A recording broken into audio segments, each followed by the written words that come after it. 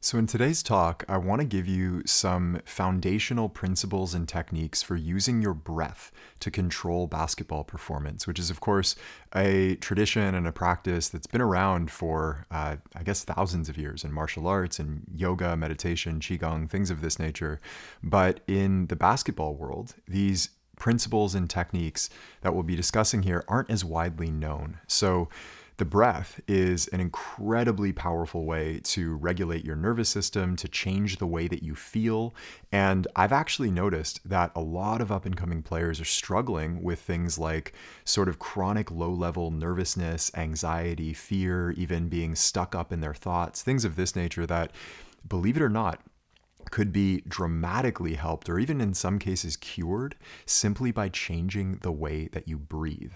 So I'm going to give you instruction, first of all, on how to actually breathe. We need to change the mechanics of how we're breathing by default. And then I'm going to give you some specific patterns you can put your breath in different situations to change the way that you feel based on how you want to perform.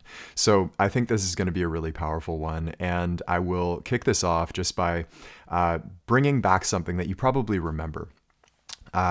One of the coolest examples of a player who used the breath to change their performance is actually LeBron James. You've probably seen video of him on the bench during timeouts or in crunch time working on his breath. And rewinding back to 2011 when the Miami Heat got upset by Dallas in the playoffs and LeBron had that really underwhelming performance. I think he averaged like maybe 17 or 18 points a game or something like that in the finals.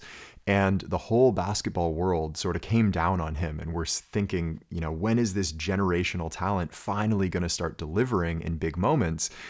Well, we saw 1 year later LeBron come up big in these big moments and lead Miami to their first championship. And throughout the playoff run, there are multiple cases. One of the most famous shots is, I believe, during Game 6 of the Eastern Conference finals or semifinals against the Boston Celtics.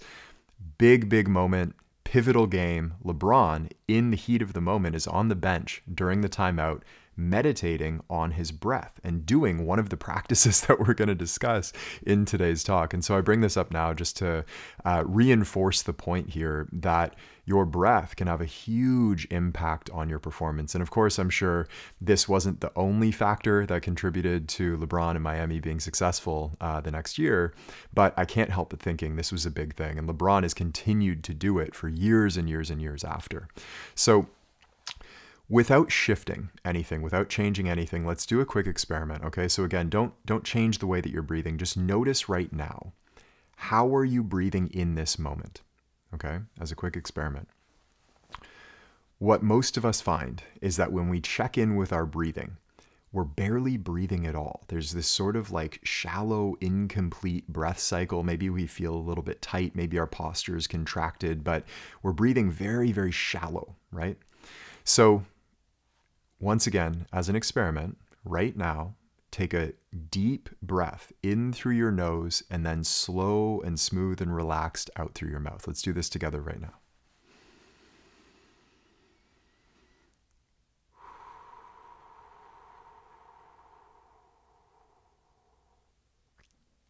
How do you feel?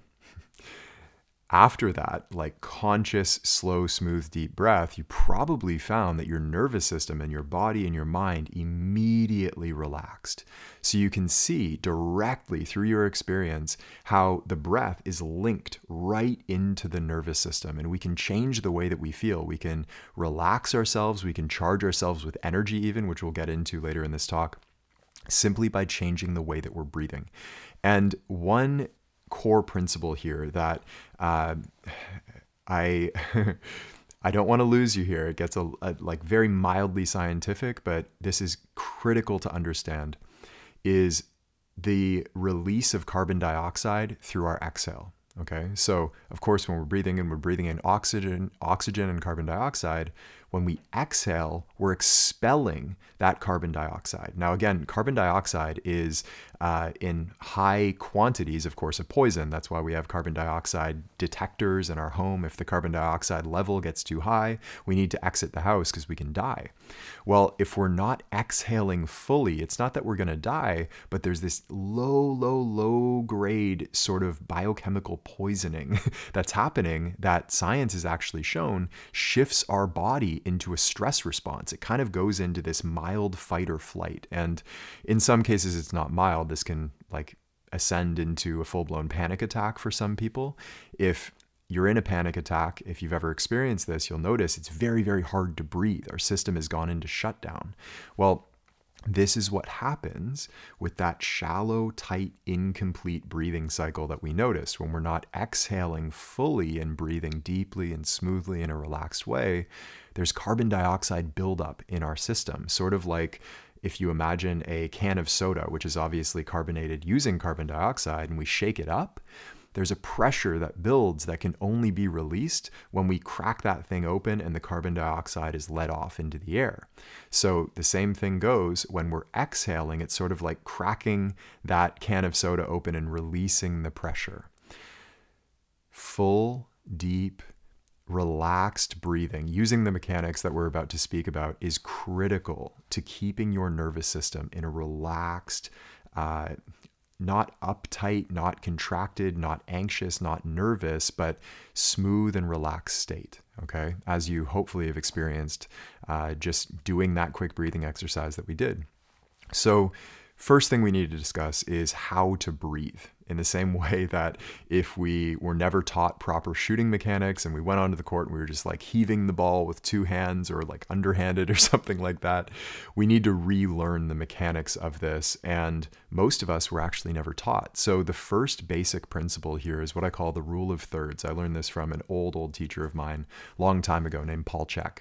And the rule of thirds basically states that the first 2/3 of the breath should come into the belly, the final third of the breath should come into the chest, and then we reverse direction. So as we exhale, the first third exhale or releases through the chest, and the final 2/3 release through the belly. So it's sort of like a wave. And you want to make this smooth, by the way, not mechanical where you're like not filling your chest at all. You're just like 2/3 into the belly and then switch up to the chest. And it's not like that at all. It should be smooth. So if you can imagine a water balloon that you're filling up, it fills up from the bottom and naturally in a circular sort of smooth motion fills up to the top. And then if we pour it out, same thing. Same goes for your breath. So as you're breathing, you want to fill from the bottom of your midsection, the lower belly, smoothly begin to expand upwards until finally you've filled the chest, and then release out the same way that you came. Okay, I hope that's clear. So rule of thirds, first 2/3 into the belly, last third into the chest, and then releasing out through the chest for the first third, releasing out for the last 2/3 through the belly. Now, I will also note that when you get really good at this, and like meditation, qigong teachers, yoga teachers will speak about this, when you're breathing, when I say the belly, what I'm actually referring to is the entire lower part of the midsection. We want to be expanding, and I'll say this is in an ideal case. This is hard to do initially because we store a lot of tension in our midsection, but we want to eventually work up to being able to expand in 360 degrees so that as our lower belly expands, actually our lower back, our kidneys also expand. We expand outwards in all directions, our sides as well. And the same thing goes into our chest. We want our upper back to expand backwards so it's soft and smooth in all directions. This is an ideal breath. And again, it's hard to do in the beginning. You may even notice that it's hard to like breathe into your lower belly. And if you check in with your breath, you might find that you're instinctively breathing into your upper chest all the time. There's almost no movement in the lower belly. This is the case for a lot of people that carry some tension. So what's happening in that case? Well, we're only filling the upper part of our lungs, so we're not actually expelling all of that carbon dioxide fully, which means buildup of carbon dioxide in our body. Our nervous system goes into this low grade or even extreme fight or flight mode, and we develop chronic nervousness, chronic anxiety that causes us to get stuck up in our thoughts all day long, and we're in this low grade stress response all the time. So this is why we need to retrain the breath. Same thing goes for when you have learned some improper or like just not ideal shooting mechanics. You have to actually pay attention to it. So throughout the day, notice how you're breathing. Right now, take a moment. Notice how you're breathing. See if you can take that rule of thirds approach. Take a breath right now, in for the first 2/3, filling a balloon smoothly up into the chest, and then letting go. Let's do one of these right now, okay?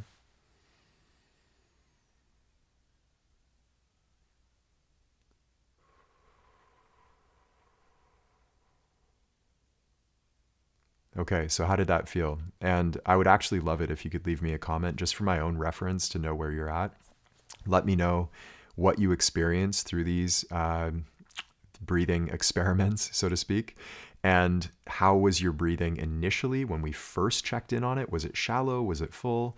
And as you relearn these breathing mechanics, what are you experiencing? Is there some tension that's hard to it makes it harder to expand fully? Or are you breathing soft and smooth? Let me know. That brings us into the next principle, which comes from my original Qigong teacher, Bruce Francis, and it is what he calls the 70% rule. This basically means don't force anything. If you are holding some tension, do your best, of course, to relax that tension, but some tension can't quite be relaxed. In those cases, only breathe within the space that your body allows. Don't press into the tension on every breath and try to like squeeze your breath open. This actually reinforces the tension. It's counterintuitive, I know, but when you're constantly pushing up against the tension in your body, it's reinforcing it. So the 70% rule basically means breathe in whatever volume is comfortable for you using the rule of thirds. So we combine these two, the rule of thirds, breathing in a full cylinder, again, visualizing the balloon filling from the bottom to the top, and only filling as large as the sort of unconscious habitual tension in our body will allow for. When you take this approach, what you find is that simply by changing the way that you're breathing, that tension begins to melt kind of on its own. Actually, we don't have to do anything. We're simply shifting the state of our nervous system into one that's more relaxed. So our body naturally holds less tension and our breath naturally becomes larger. Okay. And I will finally say that as a default throughout the day, it's generally recommended that you breathe in through your nose and out through your nose. We do have some exercises that will use different patterns. Some will be like exhaling out through the mouth like we did initially, but as a default, in through the nose, out through the nose. I won't say that there's any, again, default time cadence. You should be breathing in for 4 seconds, out through 4 seconds all day long. We don't want to get sort of overly analytic with the breath. We want it to be smooth and natural. So do it in a way that feels good, but remember to check in with yourself throughout the day. Notice how you're breathing. Notice when you have sort of gone back to that habitual pattern of breathing into the upper chest and clavicle by default, and come back down into the rule of thirds. Okay. So retrain yourself throughout the day. Same way you would retrain your jump shot when you're in the gym. Pay attention to it. So we sort of noticed how the breath controls the nervous system or has a direct link into the nervous system, right? When we first took that smooth, deep breath and we hopefully noticed this full body relaxation that happened, you could sort of look at the breath. An analogy I like to use is the breath as like the wind of the mind, so to speak. If you imagine wind over water, when the wind is howling and choppy, the water becomes very choppy, waves crash in, and there's all of this intensity, right? So we can amp up the nervous system by making our breath more intense. These are techniques like Wim Hof or breath of fire, things of this nature that charge the nervous system. But we can also, on the flip side, we can make our breath calm and smooth and relaxed. And just like wind over water, when the wind is settled, the water becomes smooth and calm. Okay. So imagining it in this way, one more time, take a deep, smooth breath, again, using the mechanics that we spoke about, the rule of thirds, 70% rule. Let's go in through the nose and then out through the mouth this time. Again, in a smooth, relaxed way. And let's try in for 4 seconds through the nose, out through the mouth for 8 seconds. And we're going to experience this directly. Okay, let's do this now.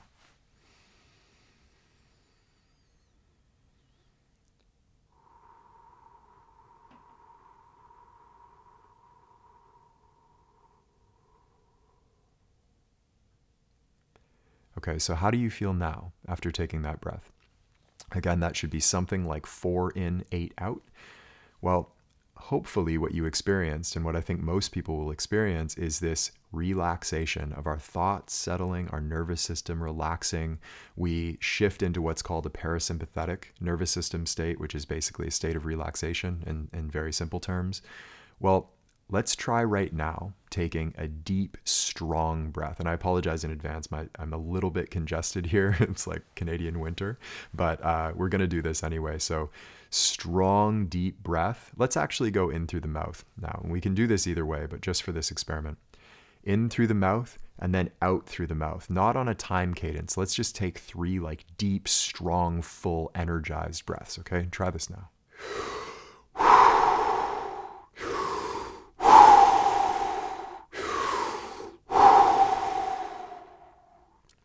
How does that feel?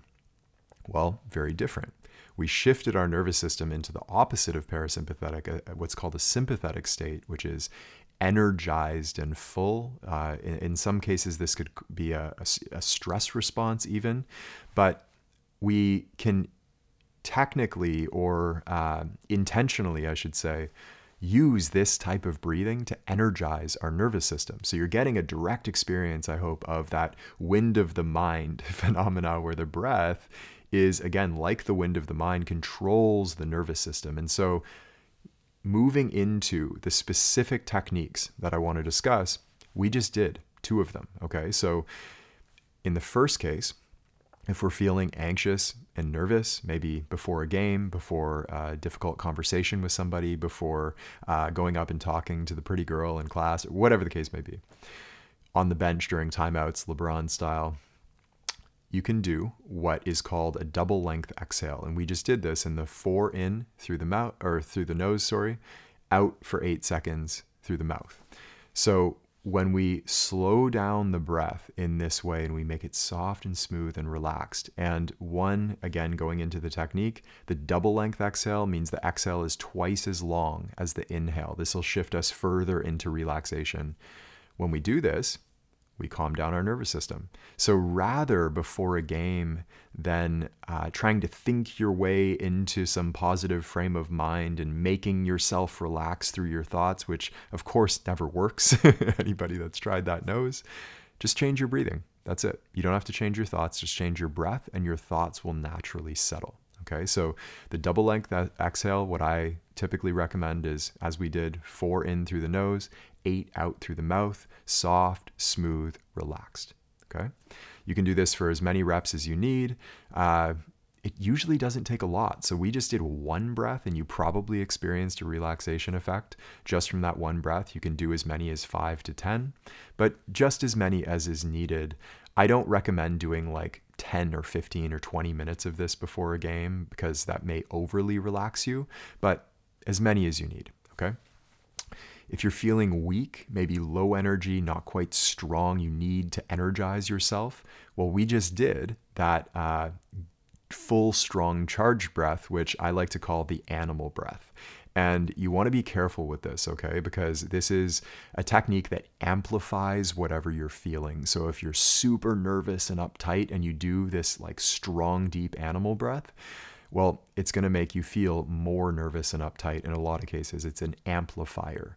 But if you feel weak, again, not like quite in it, and you need to charge yourself up, try taking 3 animal breaths. You can do this either in through the nose, out through the mouth, or you can do in and out through the mouth. And once again, it just looks like this.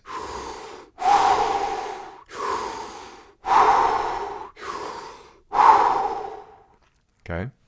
I can feel my nervous system charging up as a result of doing this. We don't want to hyperventilate for too many breaths. I can already feel myself getting a little bit lightheaded from the over-oxygenation. It can, in some cases, just be a single deep, full charged breath, but I always recommend trying this out outside of a high stakes moment during a game. You don't want to do this like right before the game winning free throws or something.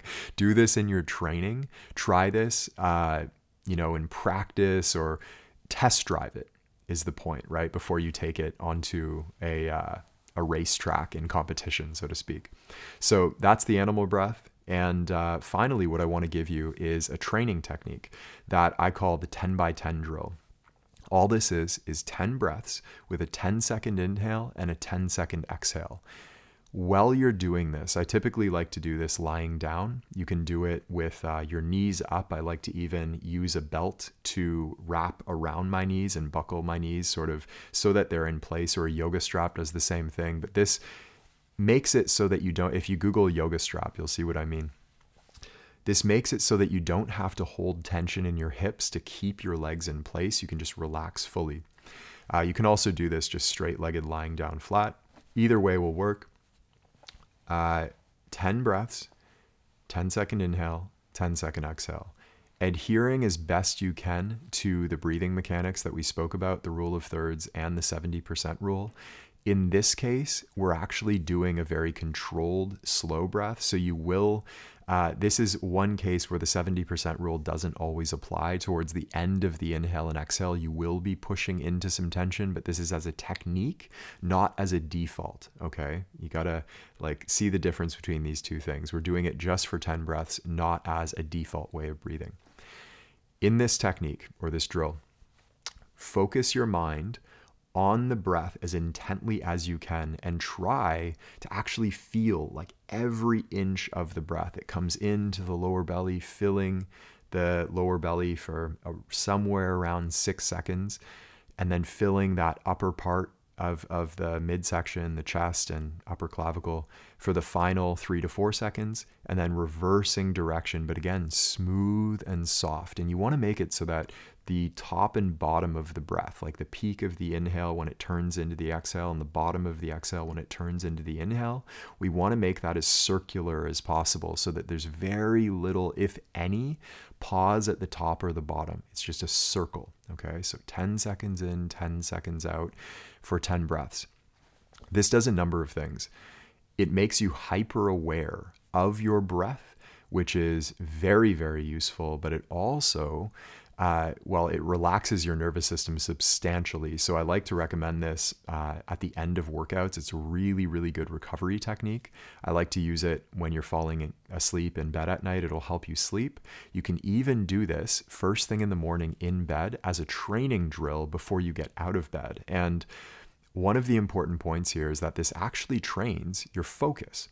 So when you're focused on the feeling of the breath, 10 seconds in, 10 seconds out, take note of how often your mind jumps off and forgets to focus on the breath and spins off into thought. As soon as you find it's off in thought and you notice, just bring it back down onto the breath. And use this sort of, again, like the bicep curl for your focus muscle. Use this as a way to train your mind to focus back in the moment, in the moment, in the moment. This is traditional law of presence training. This is the basic technique in meditation. Whenever your mind wanders, bring it back, bring it back, bring it back.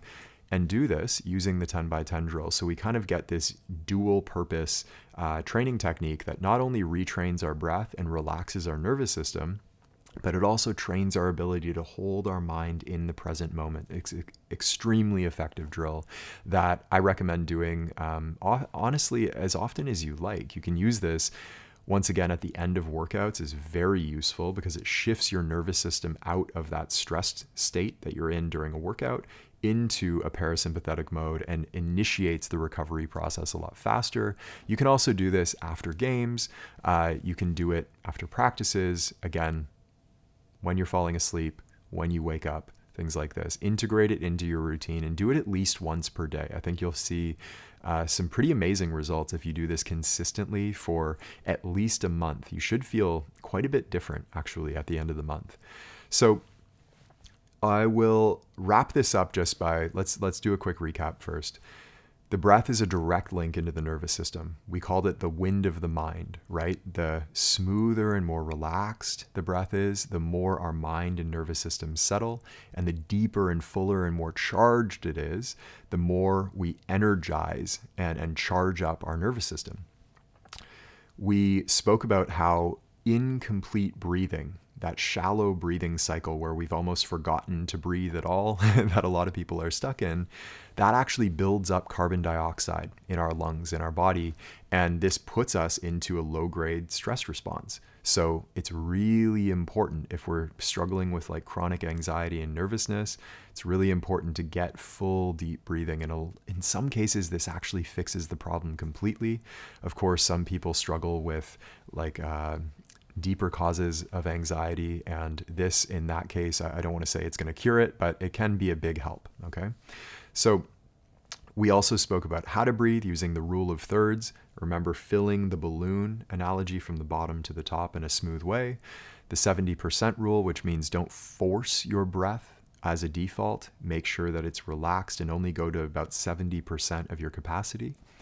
We talked about paying attention to your breath throughout the day. As you're retraining your breathing mechanics, we need to pay attention to it. So check in consistently throughout the day. How am I breathing? Let me go back to the rule of thirds, the 70% rule, breathing smooth and relaxed by default, in and out through the nose. And we also gave you some techniques. So when you're feeling anxious, do the double length exhale.